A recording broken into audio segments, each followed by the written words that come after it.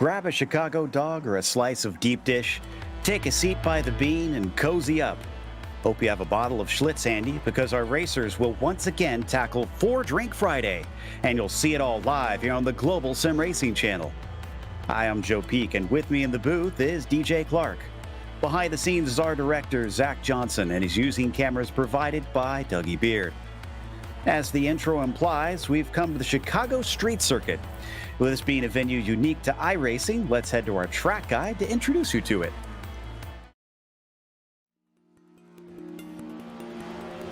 Welcome to the Chicago Street Circuit. NASCAR and iRacing teamed up to create a virtual street course made from real-world scan data of the Midwest's most famous city avenues. Sat right in the middle of skyscrapers, monuments, museums, and Lake Michigan, it's perhaps one of the most picturesque tracks on the service. It clocks in at a little over 2 miles in length, which is about 3.5 kilometers, and includes 12 turns dispersed around it. The shape of the track might look simple, but tackling it is anything but. The turn from Lakeshore onto Roosevelt will be a fast and narrow single-file affair that tightens up on the exit.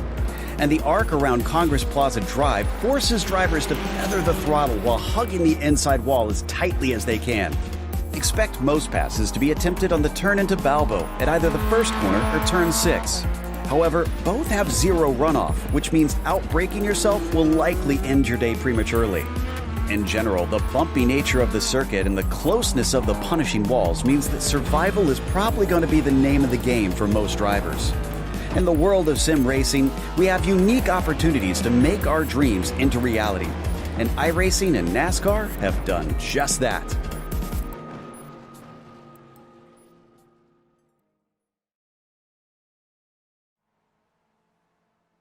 Well, DJ, with both of us being Midwesterners in this area, I have a feeling we're both pretty eager to see this one happen in real life someday. I know I certainly am, Joe, but I'm just as excited to see these skippies out on track. The open wheelers around the Chicago street circuit are going to have a whole lot of fun. Like a lot of the street circuits we've seen out there, it's a relatively flat running, but that doesn't mean there aren't some areas that are going to be a little bit tricky for these drivers. Specifically, the kick into turn 3 going down to turn 4 with the low downforce and pretty decent speeds of the skippies. They're going to have to make sure that they keep that together. Now, that should be a relatively decent passing opportunity into 4 and 5, but drivers are going to have to be very careful as the track narrows a whole lot there. We may see an aggressive pass going into turn 6, or maybe even on the start-finish line going into turn 1, but I think where drivers are really going to struggle is that big bend that everybody talks about, that 8, 9, 10 complex. It's very tricky in any car, but in these skippies, they're going to have to be using a whole lot of counter steer to make sure everything is right. And well, this is a street circuit, and so it's going to be bumpy, and it's going to take all of the driver's concentration to make sure that they keep all 4 wheels pointed the right way. Yeah, those Midwest winters are not kind to pavement. We both know that. Before we get to the racing, we do want to talk about our sponsors, which includes Sunset Mortgage. Don't put your money in the bank, be the bank. Check them out today at sunsetcash.net. And Octavio Tequila. Celebrate now. For a great tasting tequila, go to octaviotequila.com and purchase today.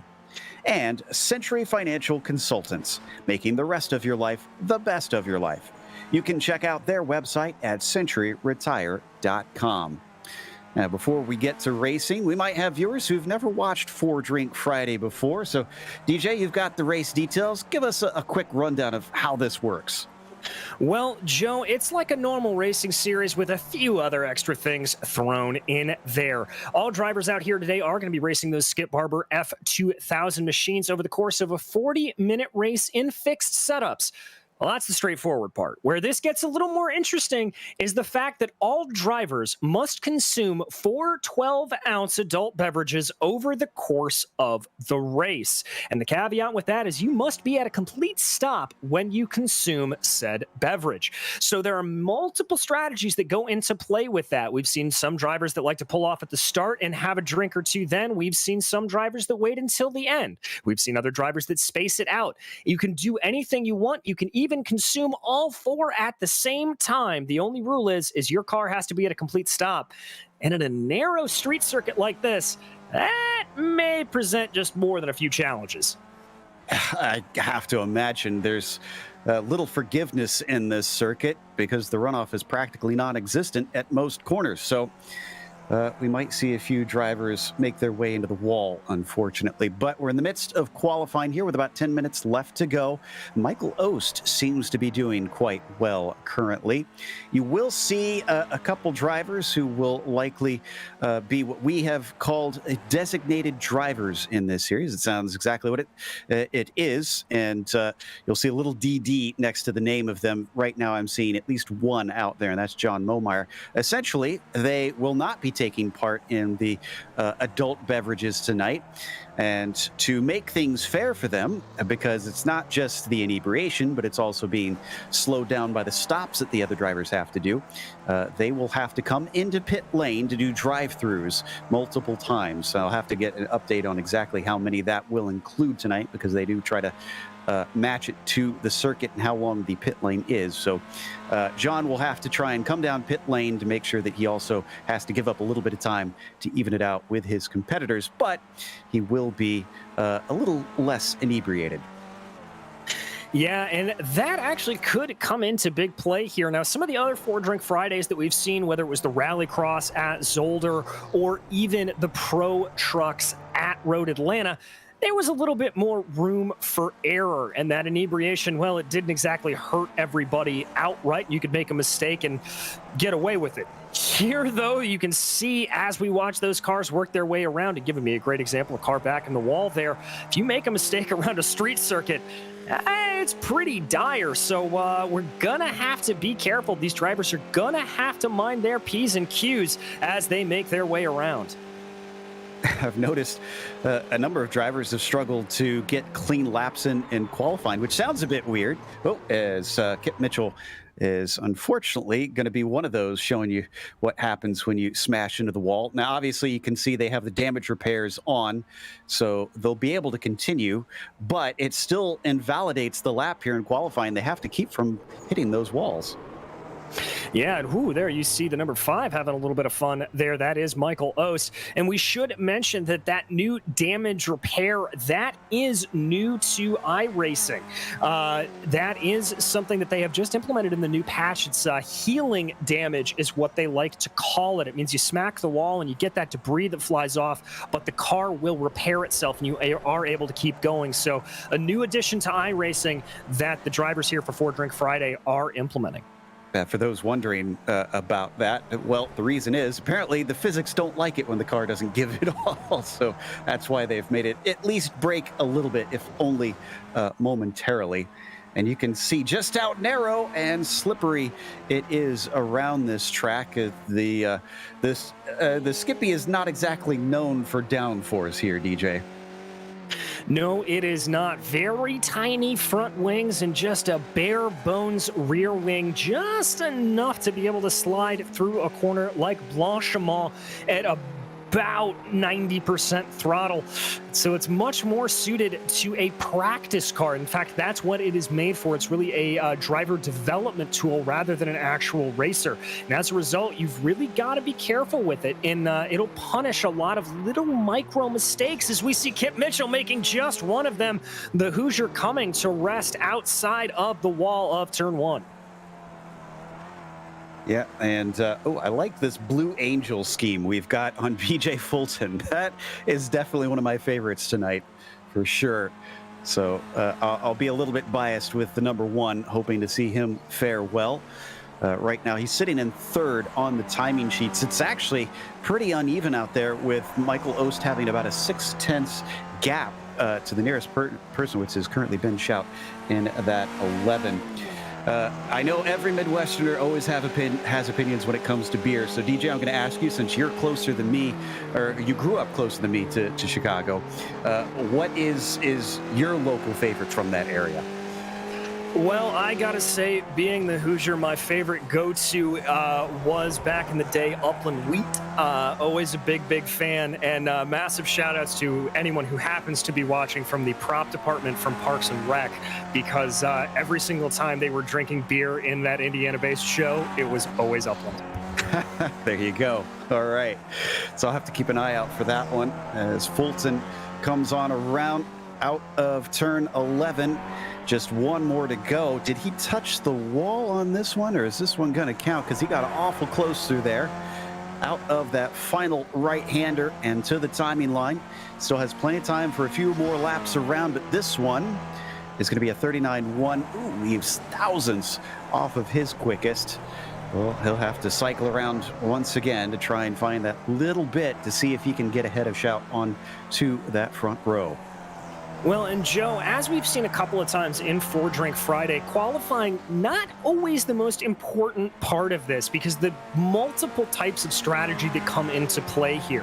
Not only does the decision of when and where to take your drink, but there's also another level of skill involved, and that is how quickly you can down your drink. We have seen several times drivers get caught out by the ability to very quickly down a beer, and that's caught them out. So qualifying, yes, Michael Ost having a big advantage here, but we can see that shift very quickly over the course of the race.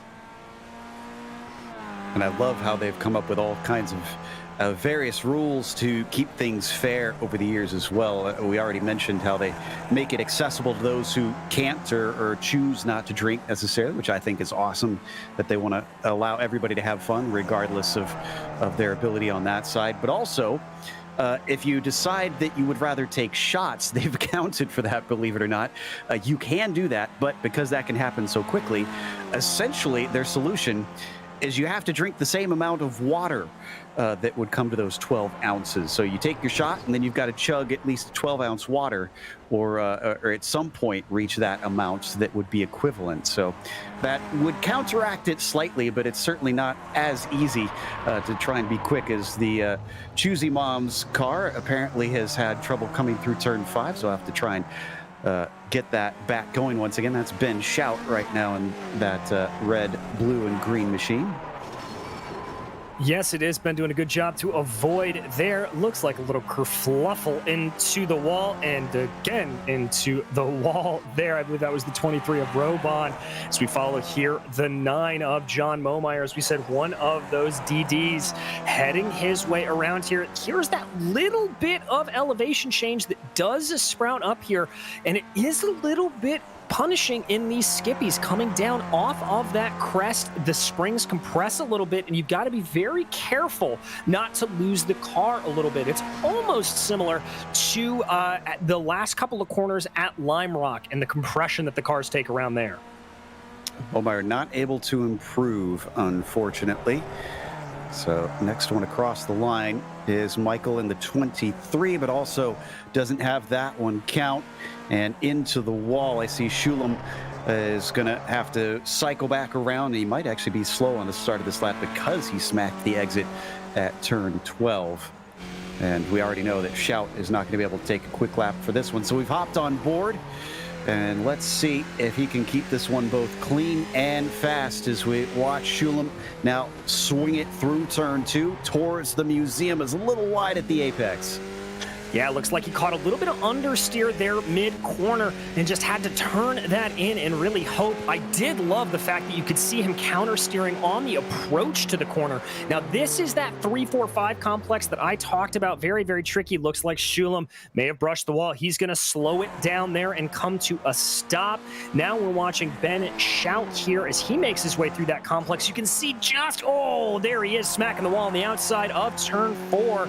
But just how tricky it is to get these skippies brought down under speed through turn 4. Indeed, back onto the Jiff car, heading towards turn 5 now, turn 6 actually, which is one of those spots that has zero runoff to the outside, just the tires right there, so you don't want to outbrake yourself in that one. Up and over the commuter rail, and then braking downhill, having to go the long way around the outside. It's that little escape road is not something that you can go through typically, although we might see drivers try to be a little sneaky. They do have tires in there, a little chicane, so I don't know if that'll actually be quicker or not. Whoa! Well, that's that lap over, and he might be able to get back to the line in time. Got about 30 seconds here. Yeah, he might. I mean, he's only really got about 2 corners to go. He's just got to get himself off of the wall. There he goes, up and over the crest. Come on, Ben, I believe in you. You can get one more lap wound up here. 10 seconds. I don't think he's got enough room here. He's got to get all the way to the line and cross it at this stage. 4 seconds left. It's going to be tight. And oh, he just missed it by a little less than a second. So he is done, unfortunately. Ost is going to be next to take the checkered flag, and he goes quickest. So he ups that gap to now 0.8 of a second. Fulton pulls into the pit, so he is done. And Michael Bolton is sliding the car up and around the statue.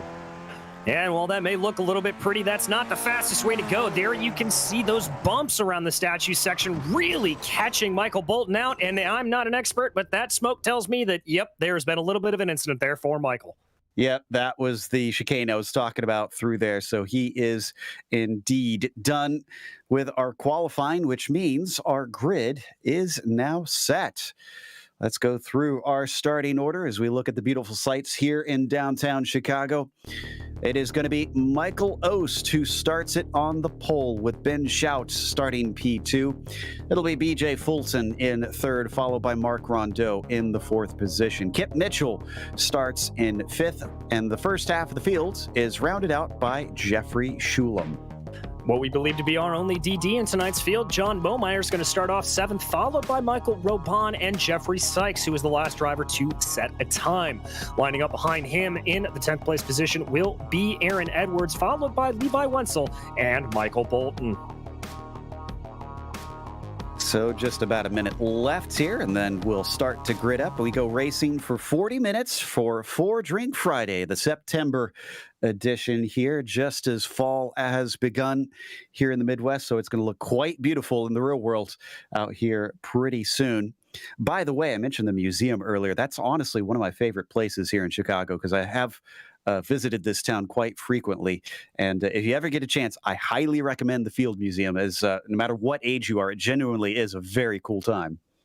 Oh, it is absolutely fantastic. And as a movie nerd, I can say they actually have the skeletons of The Ghost in the Darkness, the great movie with Val Kilmer and Michael Douglas. And yes, they are absolutely terrifying, even though those lions have been dead for years. All right. So as the clock now finishes up, hopefully everybody's able to be ready. They don't have to do anything to set up the car since this is fixed setup, and it'll all be down to who can be quick, both with the drinking and with the cars out here today. And they all start taking to the grid here. It looks like we are going to do a rolling start, though, so that'll be nice for the drivers. They're going to have to do one full lap around this place, so at least they'll get to look at the sights, as there is quite a bit of detail that iRacing put into this place. It's quite impressive. Yeah, exactly. iRacing really doing a great job of capturing the architectural beauty that is the Chicago skyline. Everything from the Sears Tower, which is now the Willis Tower, and all of the buildings that you see here. It really is a great sight to see, and yet again, another great capture by the iRacing team. Exactly. And for those wondering, Chicago Street Circuit, I've never heard of this. This isn't a racetrack I've seen before. Well, you haven't, unless you've been on iRacing. It is a strictly limited track to iRacing because NASCAR actually asked iRacing to build this for them. They wanted to commission a street circuit that they could race on. They hope to do so in the near future, and built it virtually to try and figure out all the logistics first. We'll see if they make any changes from here, but they seem pretty happy with it as it stands from what I know so far. I will be curious to see if they do anything to any of the runoff in some places, because my goodness, they look like they're going to be scary for some of the drivers coming down. But these are real scans from the streets that iRacing went and did. They have actual streets in their database, so this is effectively a real circuit that could be built, even though it hasn't been made in the real world yet. Yeah, indeed. And it's something that iRacing has dabbled in a little bit more, obviously, with the iRacing Super Speedway as well as the Dallara, a one machine that they put out some of these sort of conceptual ideas about racing and race circuits. It's really a fascinating area that iRacing has been getting into, as well as some of the historical preservation ideas that, Joe, you and I talk about quite often. Yes, and we love that about what they've done here on the service. It's always that tricky conversation a lot of drivers get very heated about of what counts as fantasy. But frankly, their approach, I think, has been very cool because, yes, a lot of times some of the things in recent time have not existed yet, but they've always taken the approach of what if they actually did and approached it in that manner. So it's all still grounded in reality and real physics, and that's what's so cool about this sim is, yes, it might be fantasy if you want to be nitpicky about it, but it all really could be. And if there was someone with enough money and drive, it could happen. Very, very much so. And obviously, this scan of this circuit was done in part because of the coronavirus pandemic, that the streets of Chicago were relatively deserted. And iRacing and NASCAR just kind of said, well, nobody out there. Let's just go this thing. And so that is one of the good things to come out of the COVID-19 pandemic. Exactly. Yeah. And the IRO1 was the same deal well, as having a bit of trouble. I think some people have been pre-gaming. What do you think there, DJ? I think this may be more like a 5-drink Friday for some of these drivers out there as they make their way back to the grid. Yeah, definitely not exactly the cleanest of getaways. Well, we've got a little bit more time before we do go green, so we'll go one more on the Midwest favorites. Do you have a favorite Chicago movie? I know what mine is, but I'm curious what yours is. It's going to be a split. It is going to be a split between 8 Men Out, and that is a homer pick because they filmed a large portion of that in Indianapolis, but you got to say Ferris Bueller. I was wondering if you'd say Ferris Bueller. I'm going to say Blues Brothers. How did I forget Blues Brothers? How did I miss that? Well, I'll give you Ferris Bueller because honestly, that was one of the ones that definitely came to mind for me. So, but Ferris Bueller, Blues Brothers, and there was another one that I had, and now it's we've been talking about those two, and it's gone out of my head now, and I'm trying to remember what it was. But regardless, I definitely feel like those two should absolutely be at the top. Oh, Wayne's World is the other one I was thinking of. Absolutely fantastic movie. Oh, now I just want to go watch all those tonight. Yeah, we're going to have to set up a movie night. But before that, we got to get to racing because the green flag is out, and it is Michael Ost who is on the loud pedal. He's already slotted in the line. In fact, the top 4 have gone single file as they come down into the first corner, but dive bombs abound. Somebody gets shoved to the side. That's Rondeau. A little bit of 4-wide action into the back, but otherwise, I'm glad to see that that's the only incident we had. Indeed it is. The leader's out relatively calm. Ooh, a little bit of a lock up there from Bolton and Sykes as they make their way into turn 2. Still a little bit of action going around there. It's a bit of a hornet's nest in the back as they make their way through the sweeper of 3. Into 4. Ost is through there clean, but not so for BJ Fulton. He smacks the outside wall hard. And oh no, we got a big pileup in the back. Edwards involved, Robin, Fulton, and Michael Bolton as well. Oh, so you said it earlier, Joe. It's already shades of Blues Brothers as these cars are just piling up on the Chicago streets. Oh, I don't think they have enough cars to match that cop car wreck here today, but still they're going to try. Up at the front, Ost is already coming through turn 7 into the 8, 9, 10 complex. And he's got about a 1.7 second gap over Kip Mitchell. I see a couple drivers have taken a drink. BJ Fulton appears to be one of those. I think Michael Bolton and Michael Ost have also elected to take their first. I believe they indeed have. Oh, that's a big smack into the wall there. Able to get around, thank goodness. Back. Oh, no. No, there it is. There's another crash. Schulem, unfortunately, not having the safest of rejoins as Sykes is trying to back up behind them, going wide at the corner. I think that was Bolton who just smacked the wall and sneaking past all of them. Edwards slides into 5th. Yes, Aaron Edwards just taking advantage of the misfortune of others ahead of him, and that's a... Whoa, that was a catch. Great job by Michael Bolton to keep it pointed forward. He'll hold on to 7th because of that. Already a wide disparity amongst the field because of the problem some of them have been having. The top 4 are split by 8 seconds. Then you got to go 10 more back to get to Aaron Edwards, who's in 5th. Ooh, big slide there into turn 5. Was that Oast? Yes, it was. Michael Oast there trying to get those tires, I think, up to temperature a little bit. It's only 74 degrees out on track, and the Skippies are operating on the new tire model, so it may take about another half a lap here for them to get fully up to temperature before he's able to get full use of that rubber. Ooh, Shout getting very close to Kip Mitchell here. Half a second splitting them. Ben certainly seems to be quick right now, and he is taking it right up to the edge of that wall coming through turn 7. My goodness. Oh, and too close to the wall in 8 as he smacks the outside. He's able to keep it going, though. He's able to keep it going, but I'm pretty sure I did see a tire skipping off down the track there, so that's certainly going to hurt him a little bit. But as we said, the repairing damage model, he's able to keep going, able to keep that gap down to about under half a second right now. Now remember, these cars don't generate a whole lot of downforce, but there just might be enough slipstream that he could get something, especially with a run like that at a turn 12. Could we have a pass for second place here? No defense from Mitchell currently. Ben going to be able to take the inside away from him. Can he get it done? Down into turn 1. Yes, he can. Easily by. So Mitchell down into 3rd. Easy slip by there for him, as now the 11 of Ben Shout is going to try to get his eyes focused up the road to Michael Oast, but I don't think Kip Mitchell is going to let him go quietly. So he's got the slipstream. Through the kink of 3, he's going to be able to have the inside if he wants it. This is a narrow part of the track into 4, and he is going to get back in line. Oh, as Shout once again is going to clip the wall. That's going to make him slow out of turn 5.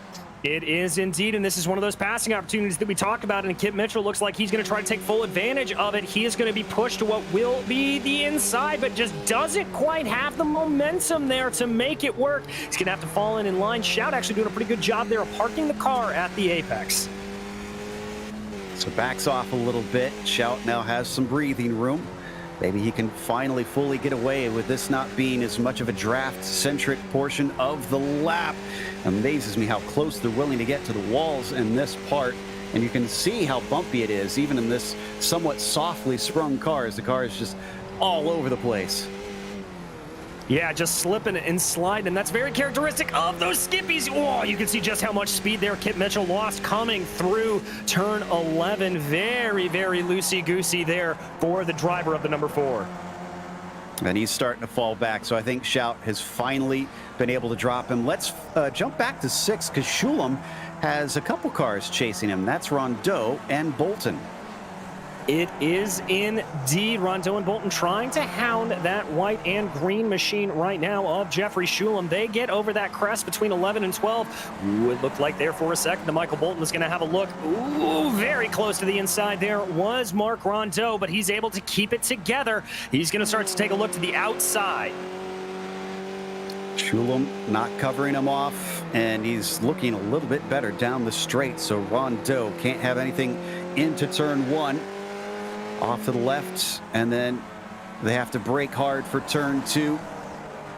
Coming along Lakeside Drive. Ooh, great exit there for Rondeau. And Shulam might be a sitting duck. He does not go to cover. Too wide coming up into turn 4. Last time we saw the inside car back out of it, but Rondeau's got a nose ahead this time. Is he going to be able to complete it, or is he too hot? He's got it. Oh, but it causes a wreck behind them. As Shulam gets in front of Bolton, he keeps it pointed forward miraculously.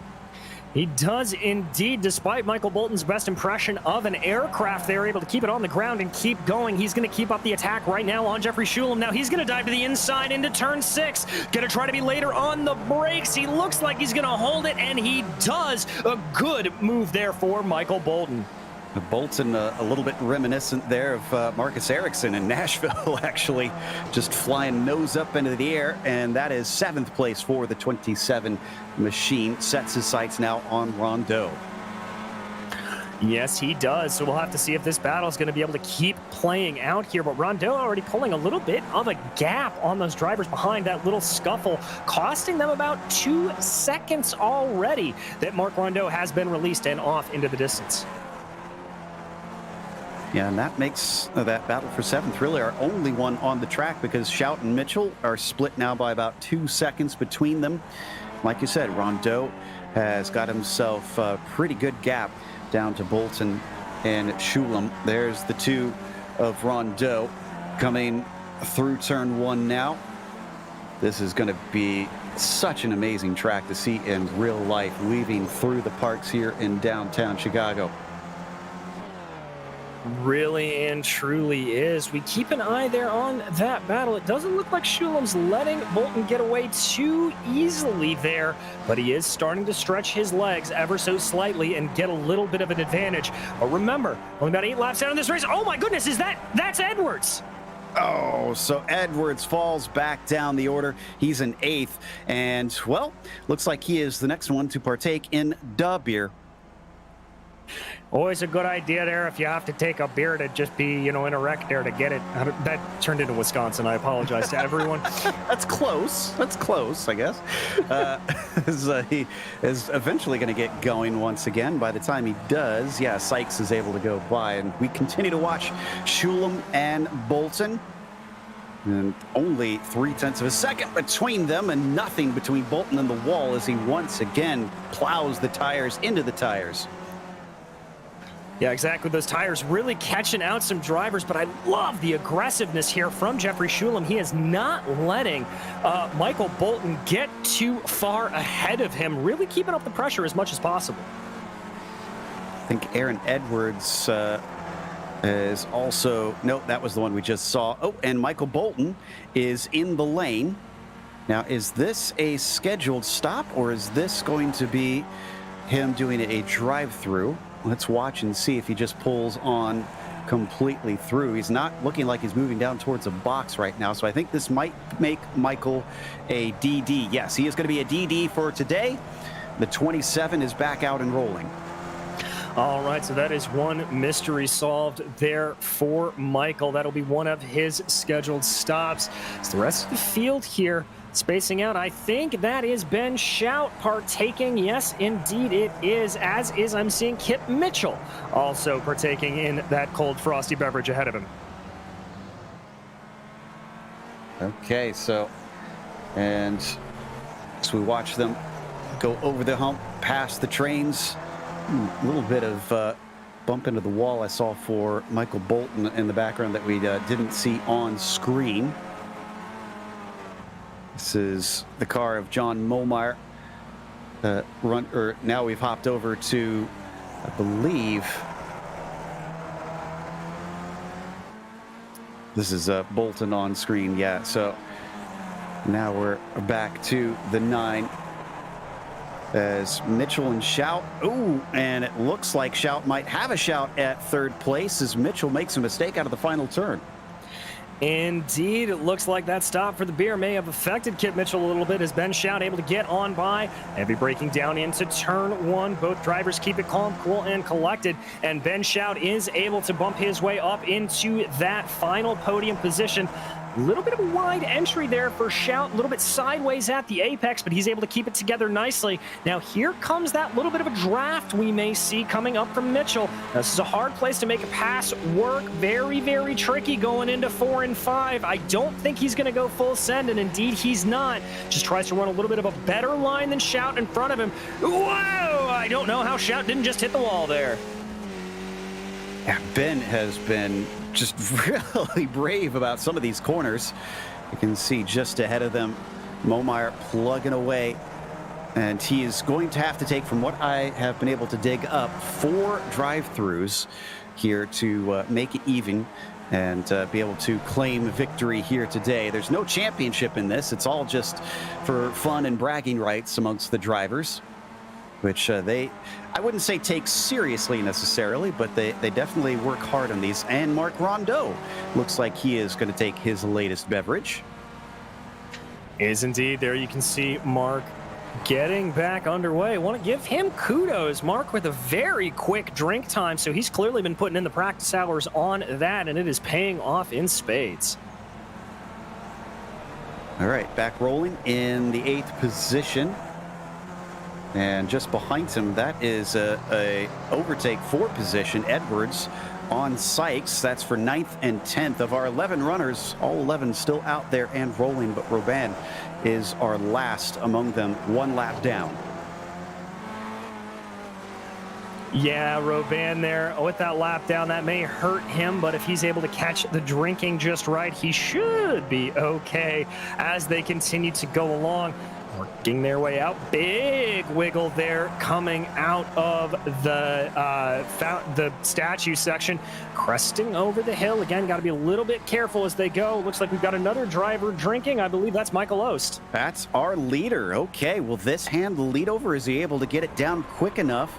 Shout is within about 10 seconds. Ost is going just as Robin starts to go by. So that's the lap back from Michael. And yeah, Ost is off and on his way. That's 1 beer down. Whoa! And they had a problem behind them. Shout wanted to stop and take a beer, and they have to stop off the racing line, but it doesn't seem like he was enough off the racing line. So Kip says, why not? I'll join in. I think what they had there was a failure to communicate, but clearly able to get back and going under speed. Oh! that is not how that is supposed to work. And he's on his lid. Even though they have free repairs on, someone's going to try and turn him over. That doesn't work. That was Michael Bolton. He's going to have to take a tow, and that will be costly in terms of time. Yeah, that is one of the few things. Wait, I think we just saw another driver. I just saw him pop up into the air. Ah, didn't get it quite yet. And there's the tow. Ah, heartbreaking for Ben Shout. Unfortunate. Yeah, he's now in pit lane. I see Momeyer has taken one of his runs through, and now he's getting a second one. Okay, so John Momeyer already down the lane and getting ready to make 2 of 4 drive-throughs that he has to finish to be eligible for the win here today. Oh, and he comes for a stop briefly. That's weird. Not sure what that's all about, but maybe a strategy playing out here. I'm not entirely sure. Skippy should be able to make it the full 40 minutes without needing a pit stop, as I don't believe they are fuel limited. Oh, there's a little bit of side-by-side action.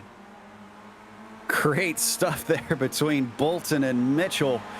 Only a 1/10 of a second between them through turn 3 once again. Up to 4. Bolton, I thought he was looking antsy about trying to get the spot. Oh, they both come into the wall.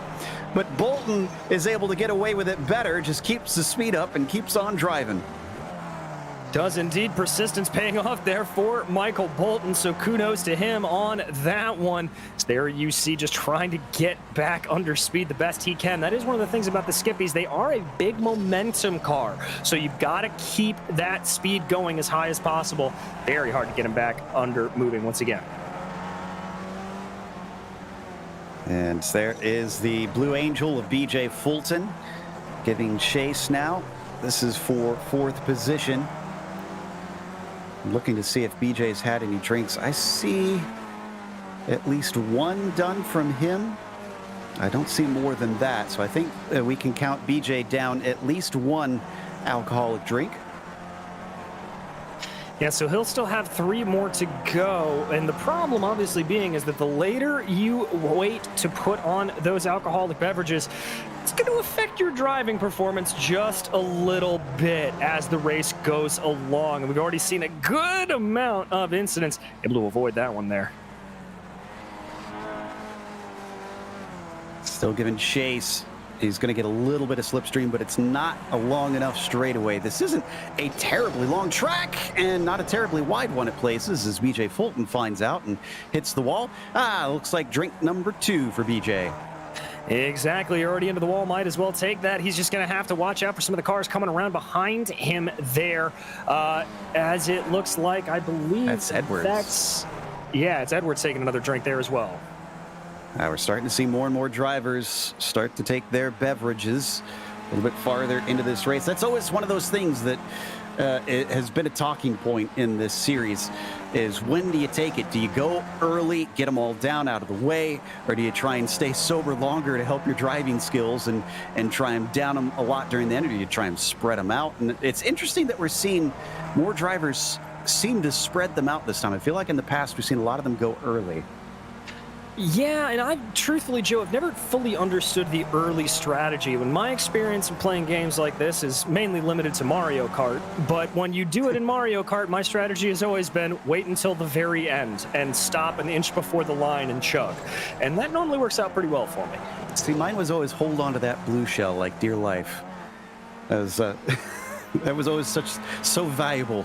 But as we watch them go by the statue one more time, John Momeyer has fallen down to 5th after at least 2 runs through. I'm seeing if he's had more than that. Yeah, I think he's done 3 now because last lap was a 58.7. So I think he has 1 more. So he must be trying to get them all out of the way right away here, or at least pretty early in the race, but not the 4th one. He's going to stay out this time. Yeah, I think he wants to just see what he can do to close in there on the car ahead of him, Jeffrey Sykes. Maybe just try to see what is doing. We are about halfway done with this race, just a couple of minutes over that halfway point here. So starting to see this strategy pay out a little bit more as we watch these guys continue to go around. Michael Ost continues to lead here. By my count, he's already got 2 drinks down. That's what's so impressive. He's 25 seconds ahead of anybody else and has already taken half of his beverages. He's got about half the race to go, so it looks like he's trying to go for sort of the most logical of spread it out over the course of the race. We'll see if he maybe stops in the next 10 minutes or so and then takes his last right at the end potentially. Bolton, the nearest one, that 25 seconds back. How many have we said he's had so far?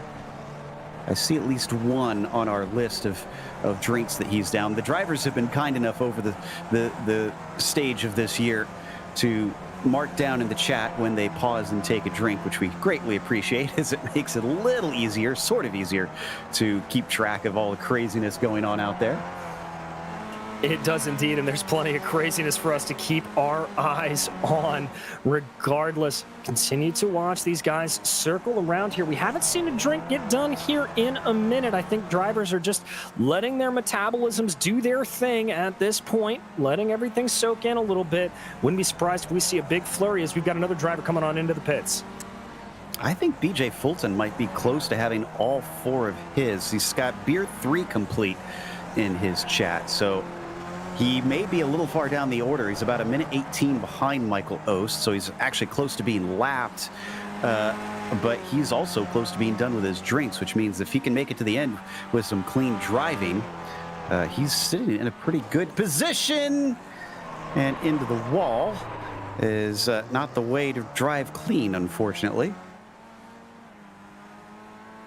Yeah, no, it's not. That 3rd beer may be having a little bit of effect, as it looks like we've had another driver. That's Ost taking his 3rd drink of the night and still maintaining about a 12-second gap to Kip Mitchell behind him. So Ost just continuing to dominate here. Over halfway done. He's only got 1 drink left to go by my calculations. Speaking of difficulty controlling a car while inebriated, we do want to stress that this is all virtual and we do not encourage anybody to drink and drive in real life. Please drink responsibly, and if you're going to drink and drive, just do it on the sim like these guys, where it does a lot less harm and can be a lot more fun. Oh, no, for sure. For sure. Way more fun to get out here in an open wheel machine and do that. Do not do it in real life, please.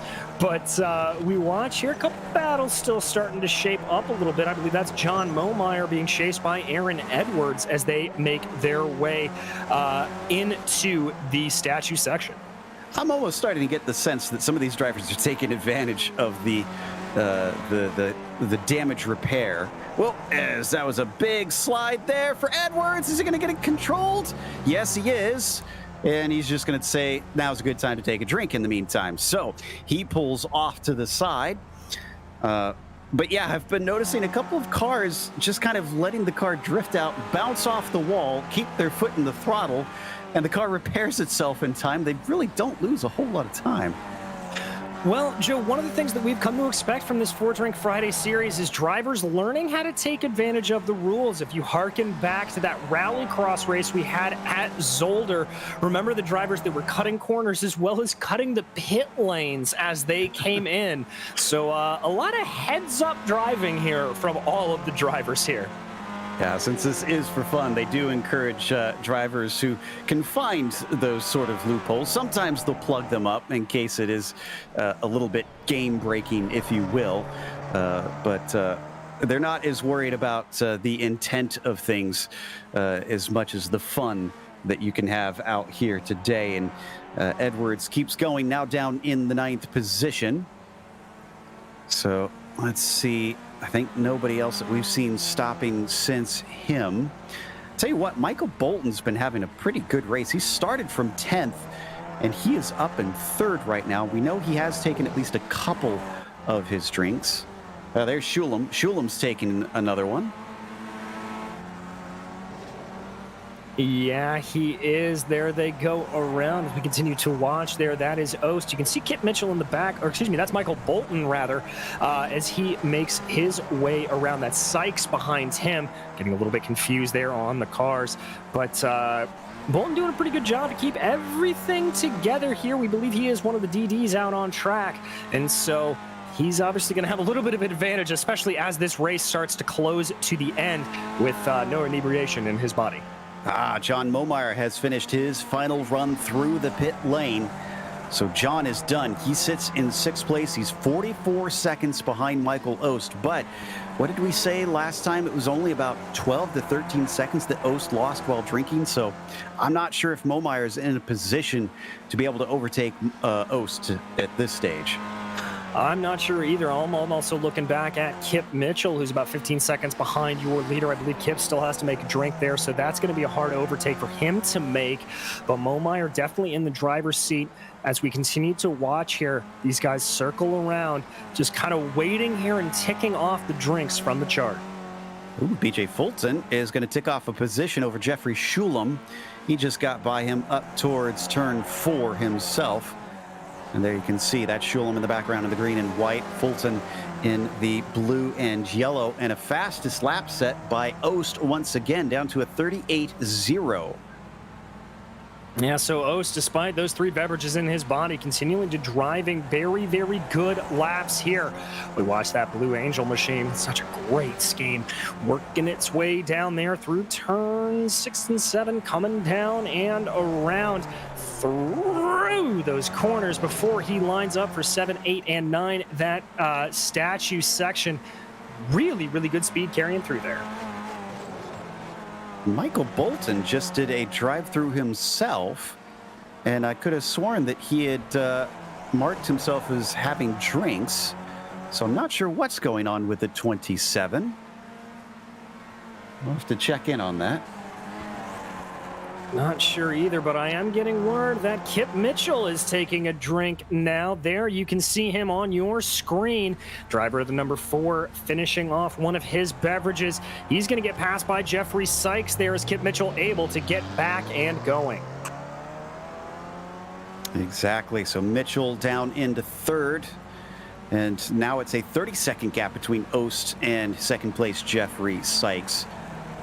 Let's see if we've had Oast drinks since then. I don't think so, though he might.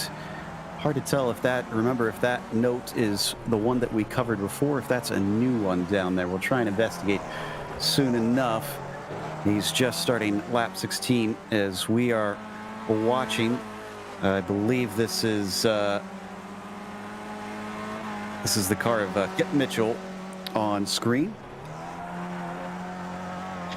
Yeah, Mitchell there, and then that is Sykes that you see ahead of him. He was able to make that pass while Mitchell was having a drink, piloting his way through the final corner. Good speed there onto the start-finish straightaway. He pulls it along there, coming in. Whoa, that was Mitchell getting a little bit friendly with the tire barrier on the exit of turn 12. Very friendly, and then some. And behind them, someone else smacking the wall as well. In the meantime, I think that was Ron Doe that we saw, who is in hot pursuit of BJ Fulton. No, excuse me, Michael Bolton, rather. Yes, he is. Bolton trying to hold him off here the best that he can, but we've seen some good charges out of Marc Rondeau in the past. I'll have to see how these two drivers are able to handle it out here. Remember, Bolton, we believe, is one of the DDs out on track. Looked like that was a bad run there coming out of turn 2. That's going to be Rondeau down to the inside through the sweeper of 3. We've seen this move work a couple of times, Joe. Can he get this done? He gets back into line and not going to try it here. By the way, Ost took his final drink. So the 5 is good to the end, and he retains his lead at 17 seconds to the nearest car of Jeffrey Sykes. It's all going to be about, can he be consistent and clean? Yeah, that's really what it's going to come down to. Is there's Kip Mitchell taking what we believe to be his final drink. Oh, into the back. Oh. Bolton clips him, and that will slow Bolton down, so Momeyer is able to go by, who we think is done with his drive-throughs, so the DD should continue to pick up spots here and there. Rondeau is in front of them. Do we know if Rondeau is done yet? I don't think he is. Yeah, I don't believe he is. I haven't seen a message from him here in a minute, so we'll have to see what that plays out to for Marc Rondeau. I think he may still have one more to go. Okay. So Rondeau sitting about 13 seconds back from Sykes as well. They're all getting a little bit spread out. We're kind of used to this. Amazingly, they're all on the lead lap, though. Schulem is the last of them in 11th place, rather. And Michael Ost is within about a corner of lapping him. But I think Schulem might be done with his drinks, too. I believe he is by my count, but that requires me doing math, so never trust me on that. But we think we only have a few drivers left to still take their drinks around here. Most drivers have finished it, so now it is just a battle of who metabolizes that alcohol slower and can keep their reflexes fast. Boy, certainly not slowing down. Momeyer is pushing this car. One thing we haven't discussed is I'm pretty certain, even with the damage off like they have, the tires can still wear out, I want to say. And some of these guys have been wheeling these things, so their rubber is just crying. So I'm kind of surprised they're not having an even harder time with how much they're just chucking them around the corners. Yeah, very much so. And, you know, the wear model, ooh, big smack on the wall there. The wear model on these Skippy tires is, I believe, Ben Shout taking a drink there. Yes, he is indeed. The wear model, though, on these Skippy tires, they can last for about an hour or so, even with some hard pushing. But you just got to worry about the tire temperatures. And as we've said, it's only 74 degrees out on track, so it's not a whole lot of overheating to be worried about. That's true. Looks like Shout going to get past as Robin is now up into 10th. Seeing if we got any other battles starting to brew. Bolton still chasing Momeyer. What are their laps like comparatively? Let's see. Momeyer with a 140.7. He had his quickest lap at a 40.2 before. Oh, and Sykes. That was him taking a drink there, Joe, and I have to say I'm a little bit disappointed with his drinking game. That was a very, very long stop for Jeffrey Sykes to down his beer, and it cost him 3 positions. And we now have a car a lap down. That's Ben Shout as Ost just went by him. So I went and checked, and Bolton was quicker than Momeyer last time through by about 0.6 of a second. But he was quite slow on the lap prior. I think that was due to him coming out of pit lane from one of his drive-throughs that Bolton was doing. So that's hard to address as we got 2 cars stopped as Robin and Edwards, both in 10th and 11th at the very back of the field. So this is actually for position here. It is indeed, and that, I think, was the last 2 drinks out of 4, both of them. So there they come on to the main straight. Not looking like they're going to be close enough to make anything happen here, but definitely tucking up behind in that slipstream, trying to see if there's anything to be doing here. There's the gain from the draft. Obviously, a little bit of a back off going through turn 1. And I can report that Bolton is gaining, especially this lap. He's got it down to 0.7 of a second, and he just had a big slide and is into pit lane. So another drive-through from Michael Bolton. Well, that is going to scupper our hopes for a battle between himself and the number 9. And Momeyer is well clear, and Sykes is able to go by. Kip Mitchell goes by him. Bolton returns to the track in 6. BJ Fulton way behind him. Yeah, BJ back to the tune of about 23 seconds, so Bolton's going to have some good breathing room, but a nice little battle starting to develop here that we've kind of seen play out through the entire race between Jeffrey Sykes and Kip Mitchell. Mitchell dropping back a little bit through the curving turn there of turn 3, getting down onto the binders for 4 and 5. Whoa! Mitchell getting a little friendly with that outside retaining wall, but able to keep going. Employing that strategy you talked about, Joe, of just sort of letting the damage take its place and keeping your foot down. By the way, I was doing some digging because we've seen Ost take the fastest lap a couple times in this race. The next nearest car to that fastest lap is Ben Shout with a 38.7. Ost holds it with a 38 flat. That is how much quicker that 5 has been in this race.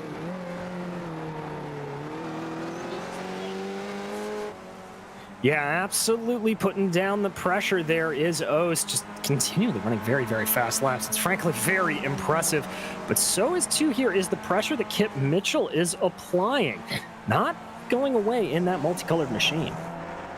Not by any stretch of the imagination. Just glance to the wall. Kip Mitchell behind Jeffrey Sykes in the number 6. Let's see if he can get the run. Whoa, another slide off the corner, and that will not be a good exit for the 4 machine.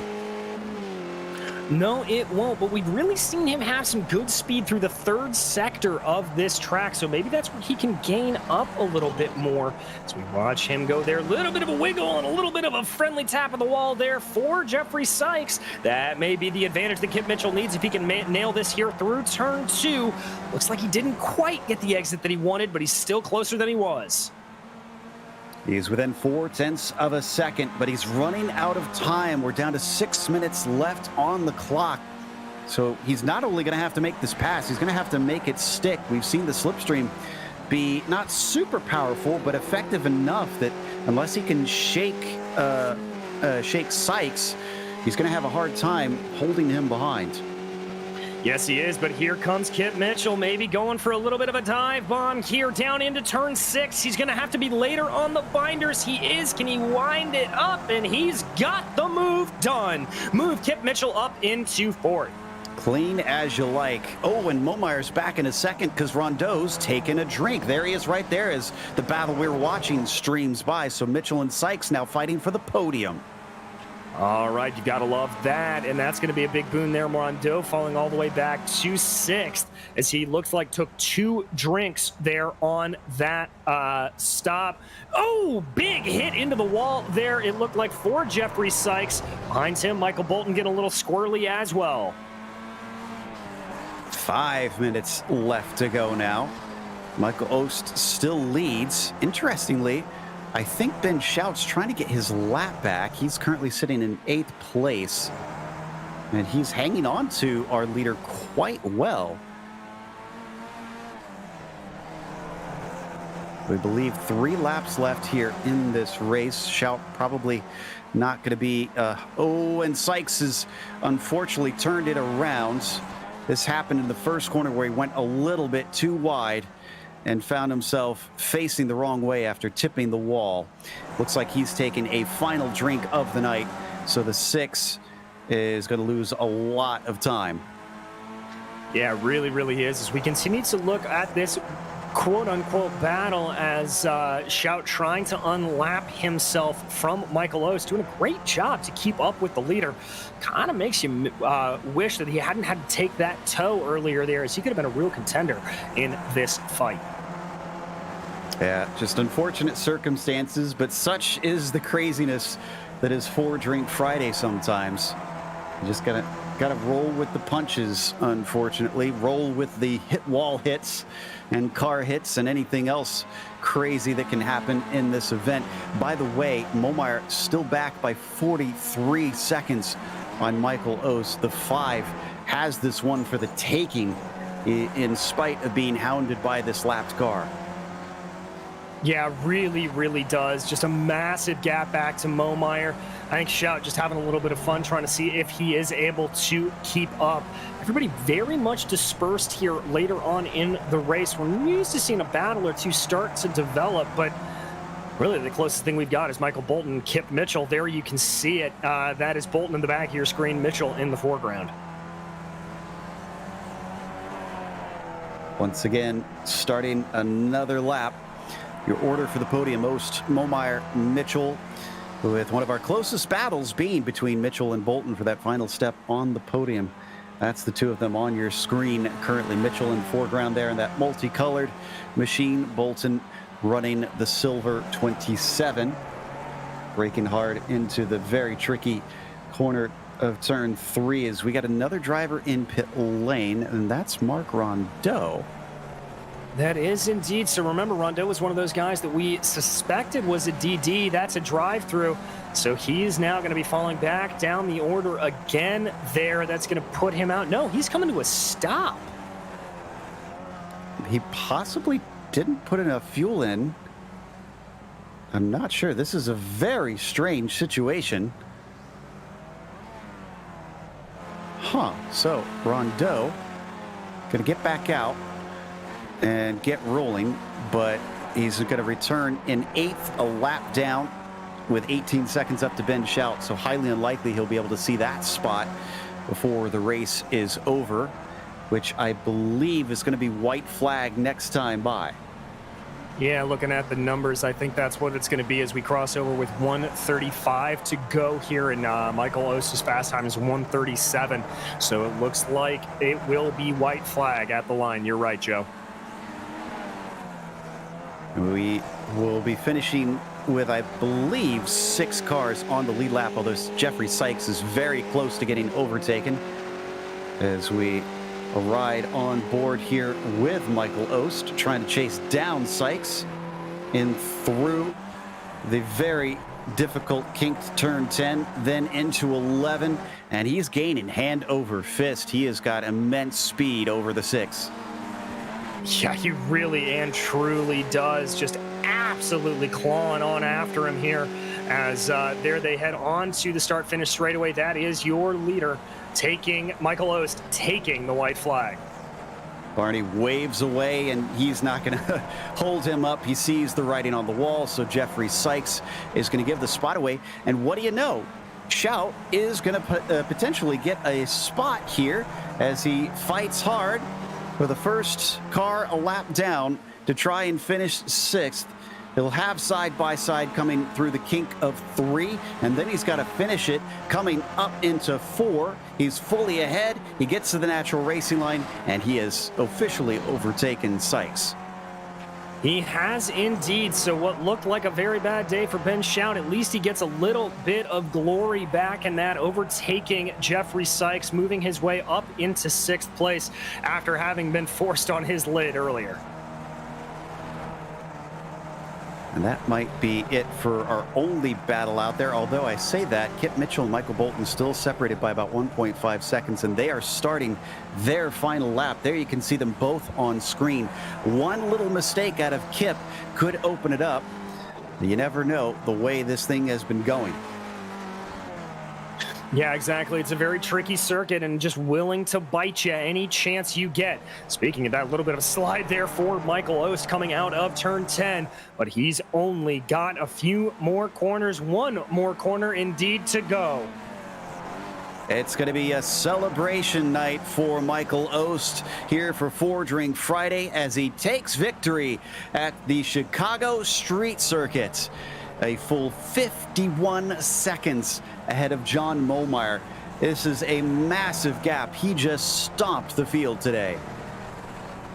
Yeah, an absolute domination for Michael Ost. 47-second gap, as you said, Joe. Still waiting for John Momeyer to cross over the line. As we watch here, this is Kip Mitchell making his way around here. This is your 3rd place driver. He has been able to hold off for now Michael Bolton behind him.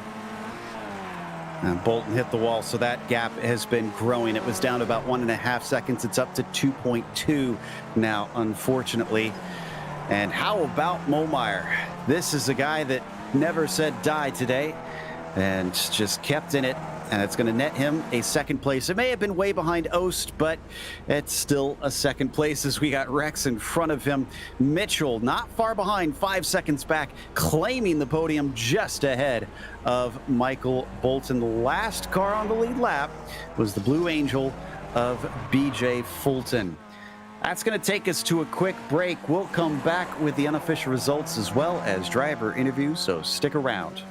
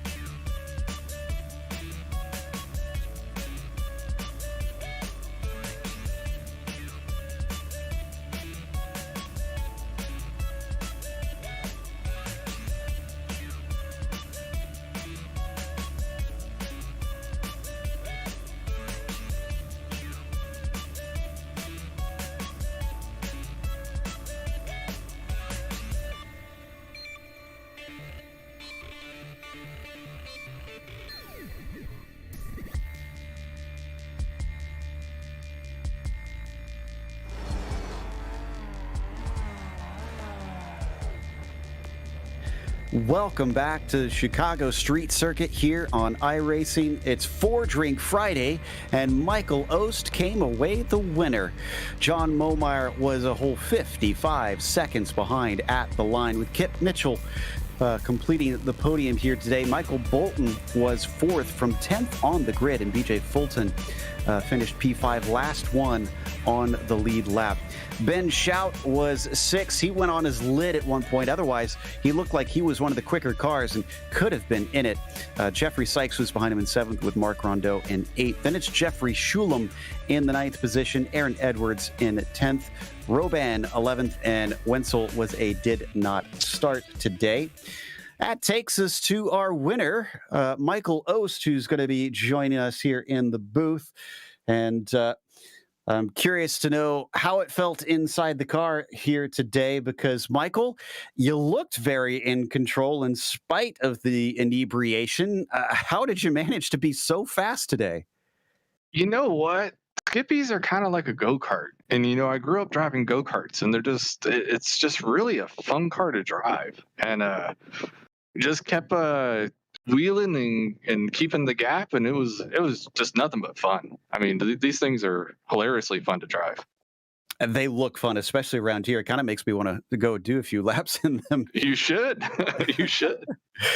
But so regardless, it seems like, in spite of the punishing nature of this track, you kept it moving forward. We did see some drivers kind of, I wouldn't say abusing the system, but utilizing what's available by letting the car kind of hit the wall and just keep their foot in it. Did you do that at all today? No, if I hit a wall, it was completely by mistake, because actually you lose about 2/10 when you hit the wall. I mean, you probably gain, 3/10 going in and lose 2/10 coming out. So I guess at the end, you actually end up in the positive. But no, I stayed off the walls because it wasn't, for in qualifying, and it wasn't good. And, I have to, give Ben credit. I think he was in 9th place, but qualified second. At the end of the race, we were running low 38s. We were running qualifying times, just for fun. It was a blast. It was an absolute blast. Yeah, he unfortunately got turned on his lid, so that's why he wound up so far down. We even mentioned he looked like he could have been one to challenge you. Did you have any special beverage for today with Chicago? Any Midwest theme to your choices? No, actually, it wasn't. I was just drinking some Angry Orchard, having some ciders and just pounding them down. I just was running low 38s, like the whole, mid 38s, the whole race, keeping a gap between, 15-second gap to second place. I would stop, I'd drink my 15-second beer, and I'd go take off. As a big cider fan, I highly approve, sir. I like your choices. Well, Well, the unfiltered isn't the unfiltered. The unfiltered is nice. It is really nice. Yes, those are good. Well, congratulations. Anybody you want to thank for this victory? Oh, I want to thank Matt Hollander for developing the FDF, and everybody that shows up, and my family for putting up with my crap and doing this, and it's nothing but a good time, and we enjoy GSRC coming in and promoting the show. Oh, we enjoy getting to cover it. That was our winner, Michael Ost. And I believe DJ has John Momeyer, one of our DDs, managing a podium today. I do indeed. And John, a great run for you here, despite, I think, actually what would be taking the disadvantage of being a DD and having to come through the pits. Oh my goodness, I am sweating like a pig right now. That was a rough, long race. It was insane. Things got turned over and upside down in the right places, and I tried to time some of my stops around that. I thought to keep ahead of a few guys, and just kind of worked out. So were you really keeping an eye on those relatives in terms of when you were choosing to make those drive-throughs? That was a massive strategy call then. Oh, absolutely. In the beginning, when they started making a few of their stops, and they were just a few, I was about in fourth place, I think, and I saw them take their stops for drinks, so I would take my stop to keep everybody together, I guess, as much as we possibly could. So definitely was watching that.